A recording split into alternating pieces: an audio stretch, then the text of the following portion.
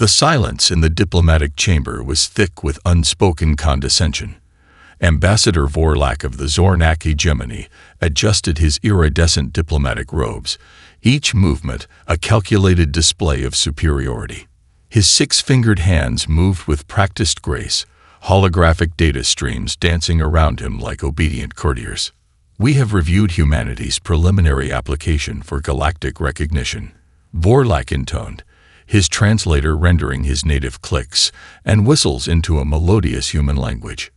"Your species shows potential." Dr. Elena Rodriguez knew exactly what that meant. Potential, in galactic diplomatic speak, was a polite euphemism for barely worthy of consideration. She had spent years studying xenodiplomacy, understanding the intricate dance of interspecies communication. More importantly, she understood the art of strategic underestimation. Behind her, a small delegation of human representatives shifted uncomfortably. They were scientists, military strategists, and diplomats, each chosen not for their conformity, but for their capacity to think beyond conventional boundaries. Jack Morrison, a quantum physicist with wild hair and eyes that seemed to see multiple dimensions simultaneously, caught Rodriguez's subtle eye signal. Vorlak continued, his scaled face betraying a mixture of patronage and mild amusement. "Your technological development is quaint. The Galactic Concordance has protocols for emerging species. We will, of course, provide guidance." Rodriguez's tablet flickered. A micro-message from Morrison scrolled briefly. "Wait for it." Her lips twitched, almost a smile, but not quite. The diplomatic chamber was a marvel of alien engineering. Walls of adaptive metamaterial shifted colors and textures, responding to emotional and physiological cues of the participants. For the Zornak, this was a standard first contact scenario. They had integrated hundreds of species into their galactic framework. Humans were just another data point, another potential resource to be categorized and managed. What they didn't see was the carefully orchestrated performance unfolding before them. "We appreciate the Concordance's interest," Rodriguez responded, her tone precisely calibrated, respectful, but with an undercurrent of something else. Confidence. Amusement. The alien translation algorithms struggled to capture the nuance. Vorlak's secondary translator, a biomechanical implant that analyzed micro-expressions and linguistic subtleties, began to send warning signals. Something about the human diplomat's demeanor was unusual. In the back of the chamber, Dr. Sarah Chen, a geneticist specializing in xenobiology, ran her fingers across a holographic interface. To the Zornak observers, it appeared to be a standard data review. In reality, she was conducting a multi-layered analysis of the diplomatic interactions, feeding real-time data to Rodriguez. "We have prepared a preliminary cultural and technological presentation," Rodriguez continued. "I believe you'll find our approach interesting." The word interesting hung in the air. For most species, it would have been innocuous. But something in Rodriguez's delivery made Vorlak's secondary translator spike with anomalous readings. Jack Morrison stepped forward, holding what appeared to be a standard data crystal. To the Zornak, it looked like countless other information storage devices they had seen from emerging species. His movements were deliberate, almost theatrical. "A small demonstration of our current technological capabilities," Morrison announced. Vorlak's diplomatic protocol suggested a perfunctory review. Standard procedure dictated accepting the crystal, running a basic scan, and filing it away for later, more thorough analysis by junior researchers. What happened next would become a pivotal moment in galactic history. The data crystal wasn't just a storage device. It was a quantum communication prototype, a technological seed that would crack open humanity's first major statement to the galaxy. And Dr. Elena Rodriguez was about to plant it, right in the heart of the Zornak's carefully maintained illusion of galactic superiority. First contact was never about the first word spoken. It was about the first true understanding. And humanity was just getting started. The converted warehouse hummed with an energy that defied traditional scientific methodology. Holographic displays flickered and danced, casting prismatic light across faces etched with a combination of exhaustion and manic excitement. Dr. Hiroshi Nakamura hadn't slept in 72 hours, but his eyes burned with the kind of intensity that reduced impossibility to mere temporary inconvenience. "This isn't just a breakthrough," he muttered, more to himself than to his team. "This is a complete reimagining of quantum communication." The breakthrough had come from an impossible collaboration. Theoretical physicists worked alongside neuroscientists. Computer engineers sat next to biological systems experts, and traditional boundaries of scientific discipline had completely dissolved. 3 empty coffee pots stood as silent witnesses to their marathon of innovation. Dr. Maya Rodriguez, Alina's younger sister and a brilliant quantum neuroengineer, adjusted a complex array of quantum entanglement modulators. Each movement was a dance of precision, her fingers trailing holographic interfaces that would have looked like pure magic to any external observer.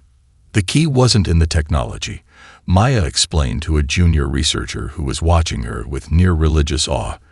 It was in understanding communication itself as a living, adaptive system. The Galactic Concordance's communication networks relied on principles that had remained unchanged for millennia. Faster-than-light communication was achieved through massive quantum relay stations, each the size of a small moon, consuming energy equivalent to entire star systems. They were monuments to technological might, carefully controlled and meticulously maintained. What the human team had created was something entirely different. Their prototype was smaller than a standard laptop. It didn't just transmit information. It created living, adaptive communication pathways that could reconfigure themselves instantaneously. Traditional quantum communication was like sending a letter.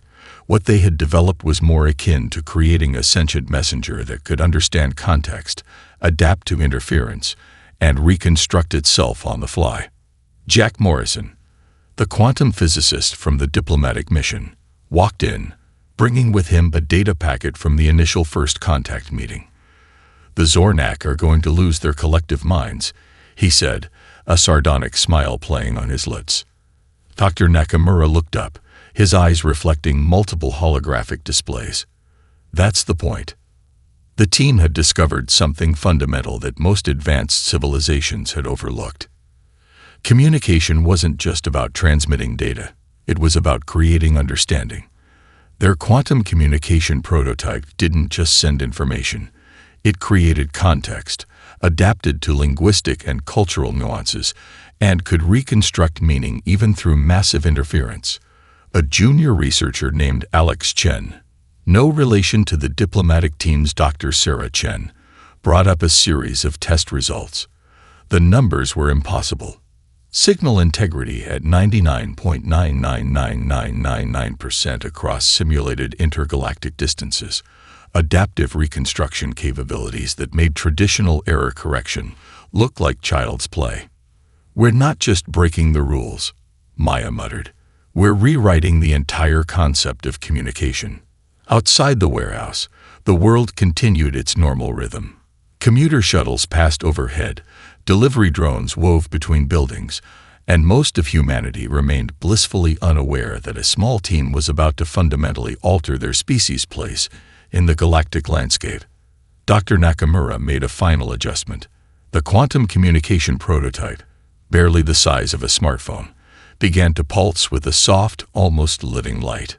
"Transmission test," he announced, initiating in 3, 2, 1. The light expanded, not physically, but in ways that would make quantum physicists weep and alien communication experts question everything they knew. First contact was about to get interesting. The Epsilon cluster burned with the cold fire of technological warfare. Marcus Chen's command center looked nothing like a traditional military installation. Walls covered in shifting holographic displays, musicians' noise-canceling headphones worn by strategists, and an atmosphere that felt more like a high-stakes game design studio than a military operation. Their approaching standard engagement pattern Delta 7. Lieutenant Aisha Okoy called out, her fingers dancing across multiple interfaces. Zornak battle group is classic hierarchical formation, predictable as always. Marcus Chen didn't look like a military commander. His worn t-shirt bore a faded logo from an ancient video game convention, and a half-empty cup of bubble tea sat precariously near multi-million-dollar communication equipment. But his eyes, sharp, calculating, constantly moving, told a different story. "Predictability is a weapon," Chen muttered, more to himself than to anyone else. The Zornak fleet approached with the confidence of a predator that had hunted countless prey. Massive battleships, each the size of a small city, bristled with weaponry that could crack planetary crusts. Their energy signatures were designed to intimidate, to signal absolute technological superiority. What they didn't understand was that humanity had long ago learned that superiority was a matter of perspective. "Drone Swarm Alpha, initiate quantum-shifted communication protocol," Chen commanded. His voice was calm, almost bored. Lieutenant Okoi raised an eyebrow. "Sir, that's a theoretical protocol. We've never needed to," Chen interrupted. "Until now." The first wave of human drones looked like nothing more than metallic dust to the Zornak sensors. Thousands of tiny units, each smaller than a human fist, began to move with a synchronicity that defied traditional understanding of collective behavior. But they weren't just drones. They were a distributed neural network, each unit capable of independent decision-making, while simultaneously being part of a larger adaptive intelligence. The Zornak battle computers began to register anomalies. The drone swarm didn't just move. It thought. It adapted. It was learning faster than any predictive model could calculate. "Energy signature modification in progress," a junior analyst called out. "The drones are. They're rewriting their own operational parameters in real time." Chen allowed himself a small smile. Humanity's greatest weapon had always been its ability to break its own rules. The Zornak fleet's first volley of plasma weapons should have been devastating. Designed to strip planets of their atmospheres, these energy weapons could reduce entire continents to molten slag in seconds. Against a traditional opponent, they would have been apocalyptic. But these weren't traditional opponents. The drone swarm didn't just dodge. They converted the weapon's energy, redistributing it across their network. What should have been a destructive attack became a power source, a communication channel, a weapon of information. "Tactical reconfiguration complete," Lieutenant Okoi reported, her voice a mix of disbelief and professional calm. "The drones are now using the Zornak weapon's energy signature to create a communication network that's penetrating their ship's defensive systems." Marcus Chen leaned back, taking the sip of his rapidly cooling bubble tea. War isn't about destruction anymore. It's about communication, about understanding, about adapting faster than your opponent can think. The Zornak fleet began to experience system-wide failures, not through traditional hacking, but through a complete reimagining of technological engagement. Their own weapons, their own communication systems, were being turned into a living, adaptive network that was learning faster than they could respond. This wasn't just a battle. This was a demonstration. Humanity wasn't just fighting. They were redefining the entire concept of conflict. Dr. Lydia Zhou stood in the center of the Xenanthropological Research Chamber, surrounded by holographic displays that flickered with fragments of human communication. Her colleagues from the Galactic Cultural Studies Institute watched with increasing frustration and fascination. "It doesn't make sense," muttered Dr. Krulvax, a senior researcher from the Orion Collective. His translator struggled to capture the nuanced complexity of human interactions. "Look at these communication patterns. They're simultaneously confrontational and collaborative, competitive and supportive." The displays showed an impossible tapestry of human communication, a heated workplace argument that dissolved into collaborative problem-solving, a social media debate that transformed into a crowd-funded solution for a community problem, family discussions that navigated profound disagreements with a blend of emotional intelligence and strategic compromise.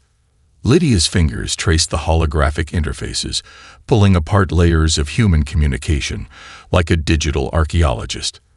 "That's precisely the point," she responded. Humans don't see contradiction as a weakness. They see it as a tool. The research team had been studying a captured communication log from a human startup company.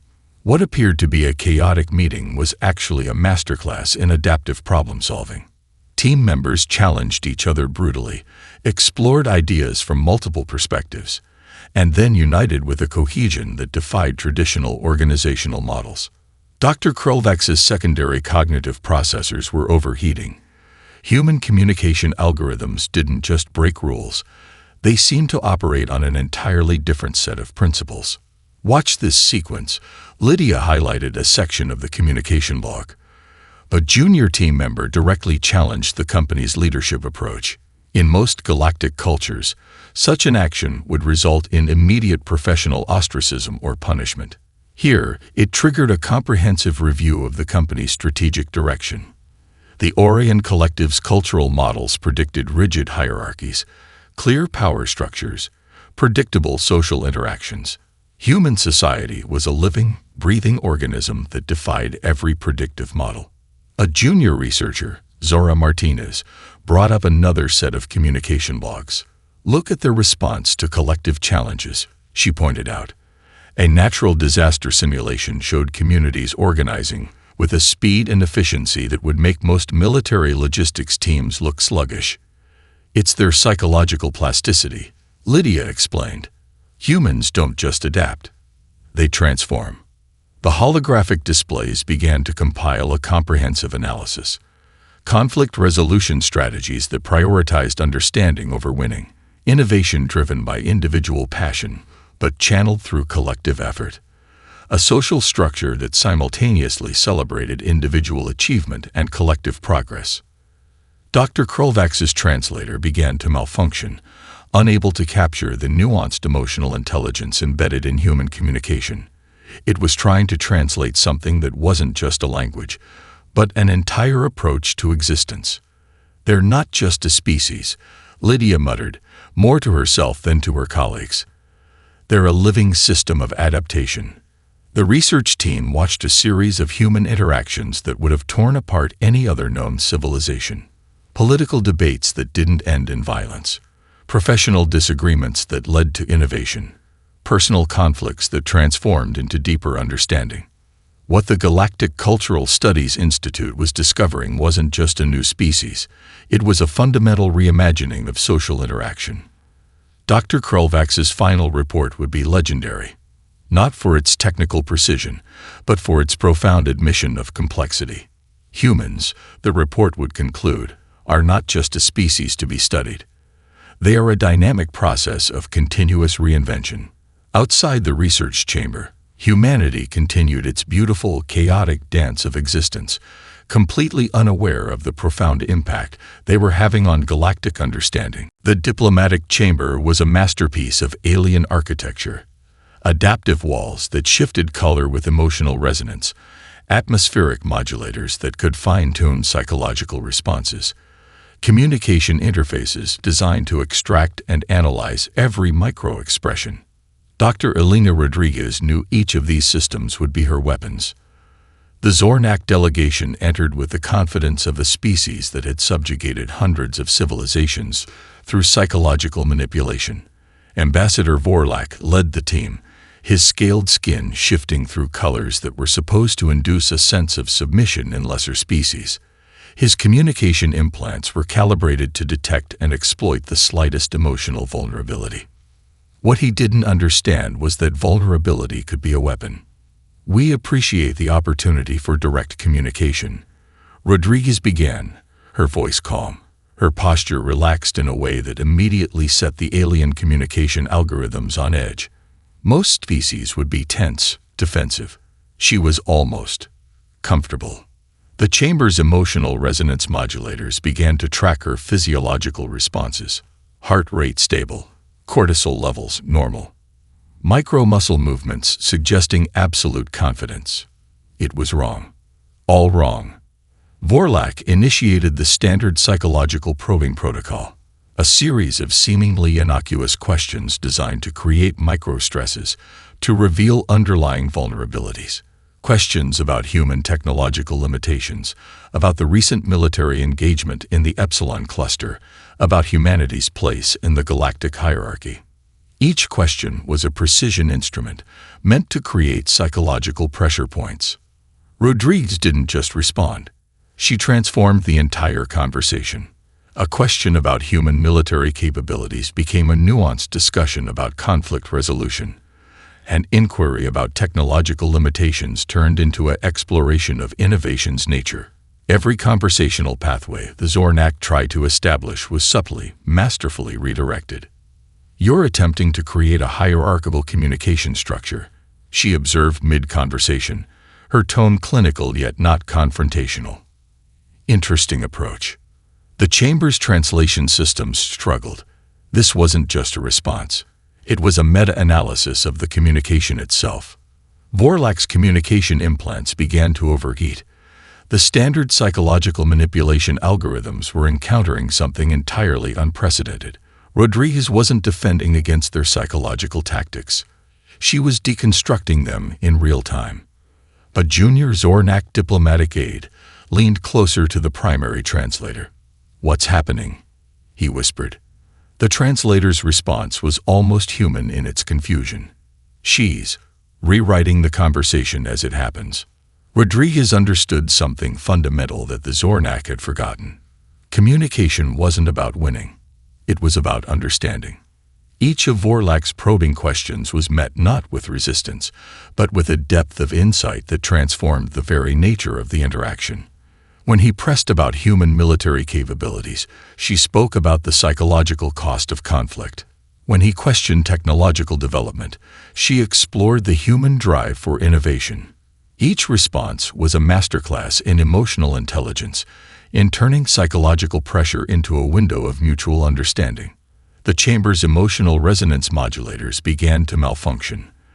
They were designed to measure psychological tension, to create and maintain hierarchical communication structures, but Rodriguez was operating on an entirely different level.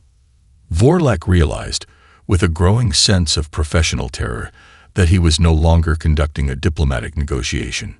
He was participating in a profound cultural exchange that was rewriting the very concept of communication. By the conversation's end, the Zornak delegation would leave with something far more valuable than any strategic information. They would leave with a fundamental shift in their understanding of interspecies communication. Psychological warfare, humanity was demonstrating, wasn't about manipulation. It was about connection. The research facility was a study in controlled chaos. Dr. Sarah Chen's laboratory looked like a collision between a biological research center and a cutting-edge cybernetics workshop. Holographic displays danced with complex genetic sequences, while modified human tissue samples underwent transformations that would have been considered impossible just decades earlier. "It's not about enhancement," Dr. Chen explained to a group of visiting Galactic Medical Council observers. "It's about conversation." The observers, representatives from 12 different advanced civilizations, looked confused. The word conversation wasn't typically associated with biological research. But for humans, everything was a dialogue. Between technology and biology, between adaptation and potential. The first demonstration began with what appeared to be a standard human volunteer, Marcus Rodriguez. No relation to the diplomatic team's Elena Rodriguez, stood casually in the central examination area. He looked ordinary, unremarkable, precisely the kind of person most alien civilizations would completely overlook. "Subject is currently equipped with third-generation adaptive nano-integration system," Dr. Chen announced.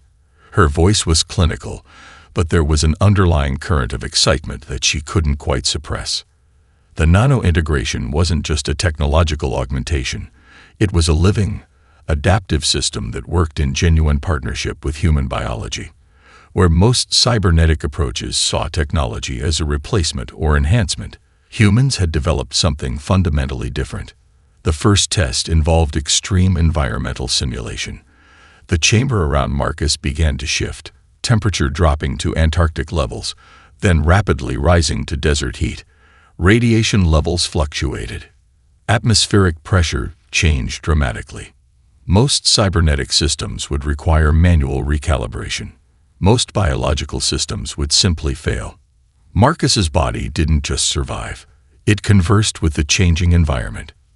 Nano-integrators moved beneath his skin, not as mechanical invaders, but as collaborative partners. They weren't fighting the environmental changes. They were learning from them, adapting, transforming. The Galactic Medical Council observers began to realize they were witnessing something unprecedented. The nano-integration isn't just protecting the subject, whispered Dr. Krulvax, the senior xenobiological researcher. It's communicating with him. Dr. Chen allowed herself a small smile.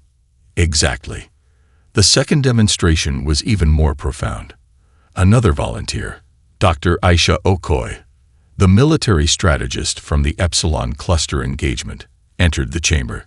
Her adaptive integration was different, more complex, designed with potential combat environments in mind.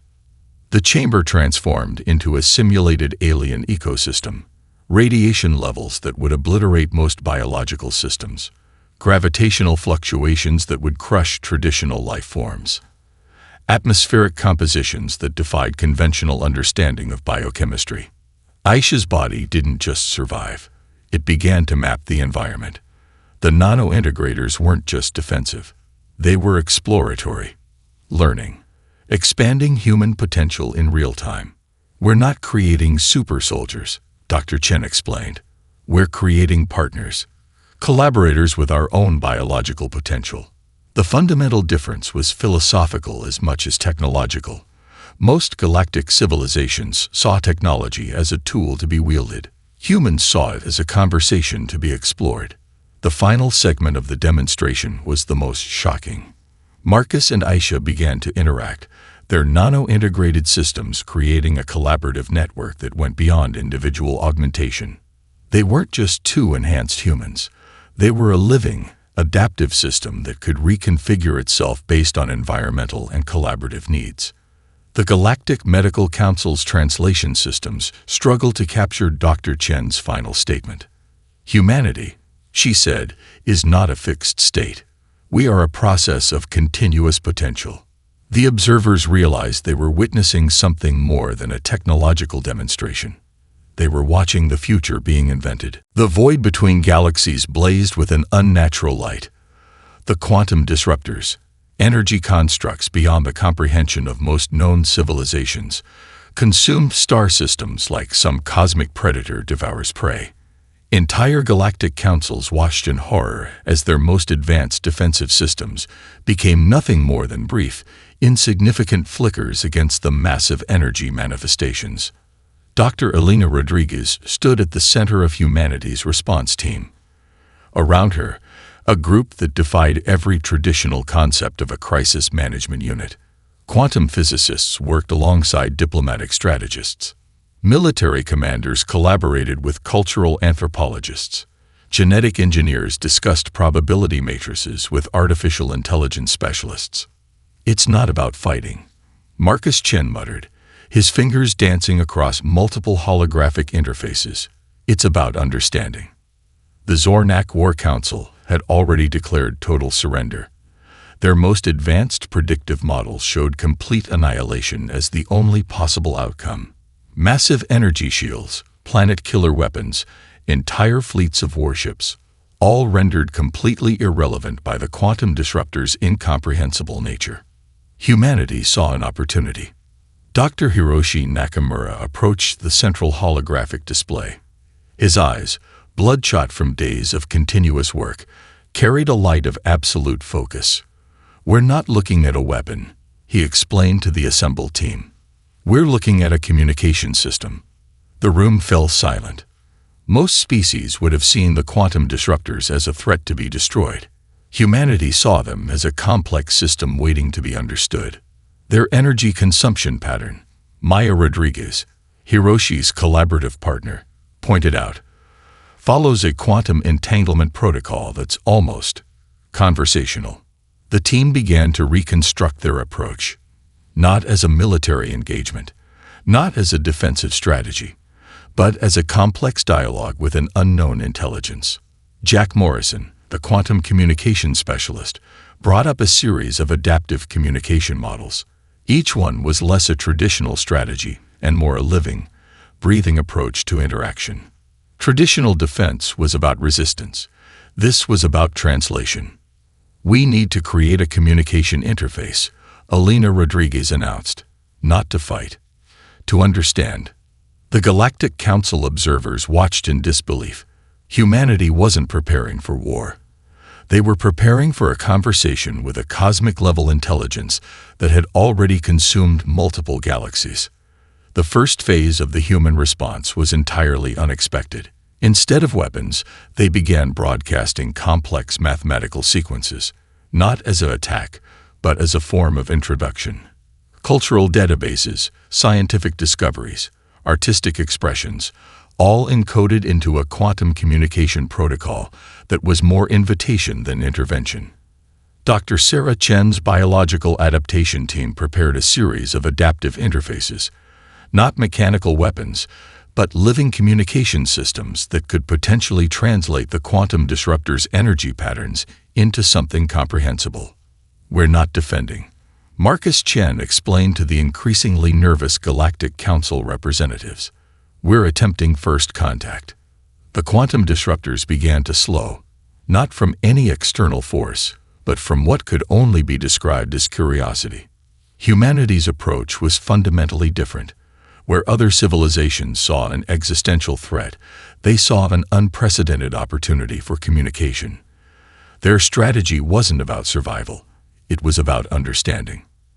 As the first quantum communication sequences began to establish themselves, something extraordinary happened. The massive energy constructs that had been consuming galaxies began to change. They weren't slowing down, they were listening. Humanity had just rewritten the entire concept of cosmic conflict.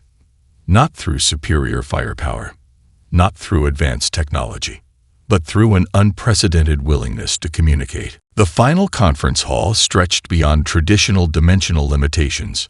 Representatives from thousands of galactic civilizations filled a space that seemed to exist between physical reality and pure potential. Holographic interfaces shimmered.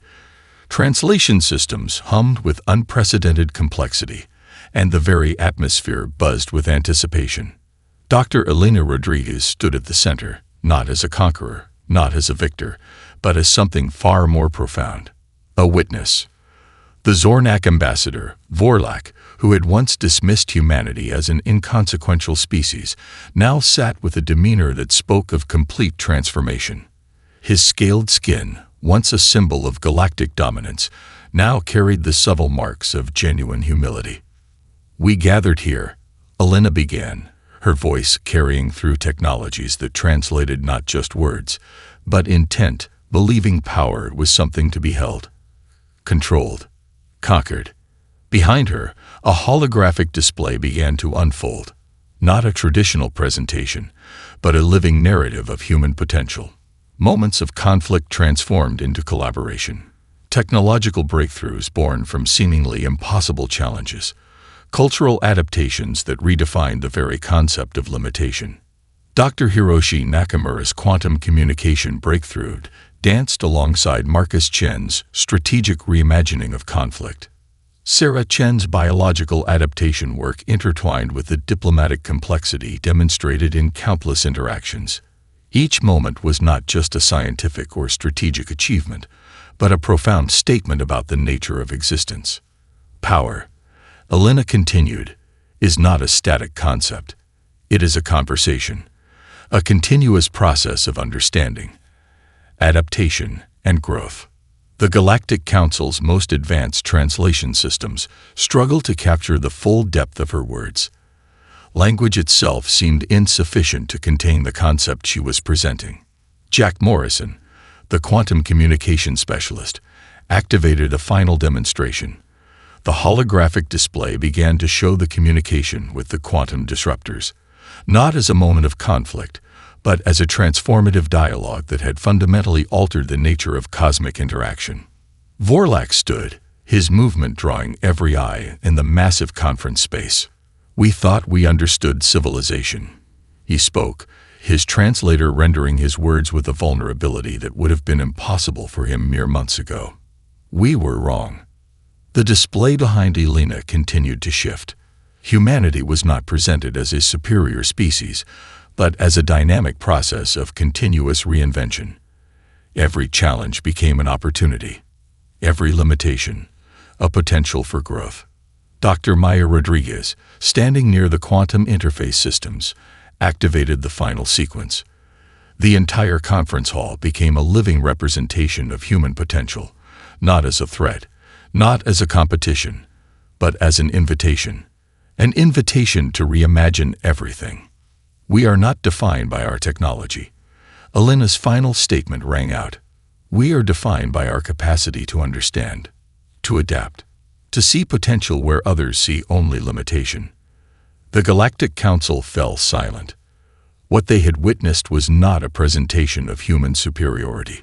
It was a fundamental reimagining of what it meant to be a sentient species in a complex, interconnected universe. Vorlak's final words would be recorded in galactic historical archives. We thought we understood power. We were catastrophically wrong. Outside the conference hall, humanity continued its beautiful, chaotic dance of existence, unaware that they had just rewritten the fundamental understanding of potential itself, not through conquest, not through destruction, but through an unprecedented willingness to understand.